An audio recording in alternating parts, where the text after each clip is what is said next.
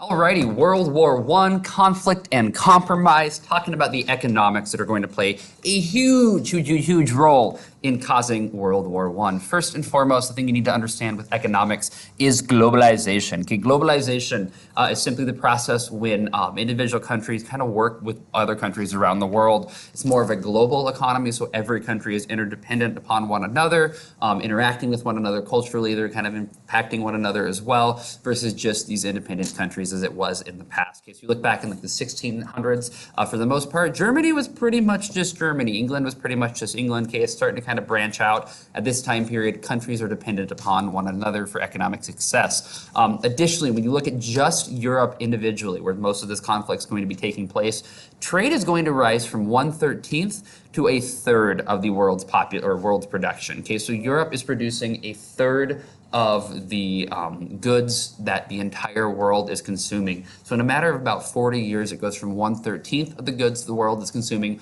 to 1/3, meaning when anything is going to happen in Europe, economically speaking, it's going to have dramatic and drastic impacts on the rest of the world. Additionally, investment flow is going to grow 20 times in a matter of 60 years. So the amount of money that other countries around the world are spending in Europe is going to grow 20 times. So if you're going to be spending $1 60 years ago, at this time period, you're going to be spending $20 or dinars. Okay, I'll get rid of that American in me. If you're spending 1 BD 20 years ago, you're going to be spending 20 BDs 60 years now in the future. Okay, so a lot more money is going into Europe. These countries are more interdependent upon one another at this time period. Additionally, Europe is going to account for nearly 2/3 of global trade. So 2/3 of the trade the world is making is going to be happening with Europe at this time period. So the economy of the world is heavily dependent upon Europe. Even more of the global investment. So more than 2/3 of the global investment is invested in Europe. So more than 2/3 of the world has money invested in Europe in some way. So if Europe's going to go up, okay, have some negative problems economically speaking, this is going to cause the rest of the world to kind of fall down with it. Additionally, major currencies in Europe are going to be fixed on the gold standard, which is simply all the money is going to be based off of the price of gold. So if you have £1, okay, that's going to be based off of a certain amount of gold. So you can trade that in gold. So if gold's value goes up, all the money goes up. If gold's value goes down, all the money's value goes down. Additionally, okay, there's many foreign-born laborers working in heavy industries around Europe. So we have examples of French Lorraine and Germany's Ruhr. Okay, these are two different regions in Germany and France that are going to be controlled or worked primarily by foreign laborers. So these people don't necessarily have real allegiance to the country. They're working there and they want their country that they're living in to be safe, but they're really not too invested in the political kind of upheaval and progress of that country.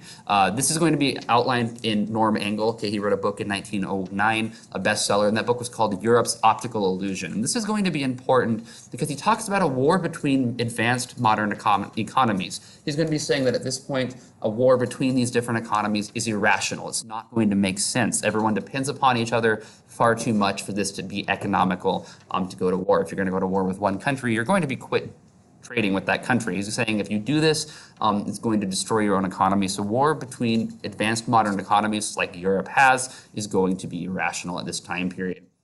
Britain, however, so the British thought that economic interdependence, so working with other countries, is going to hurt Germany.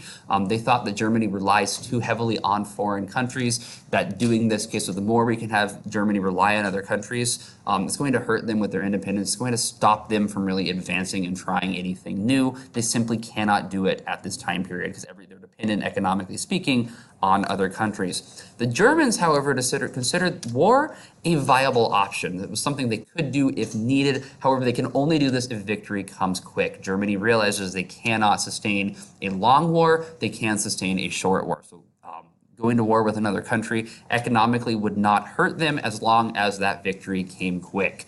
That is going to kind of set us up, economically speaking, for some of the conflicts and then compromises that are going to go about and cause World War I. If you have any questions, please comment down below. Otherwise, have a great day.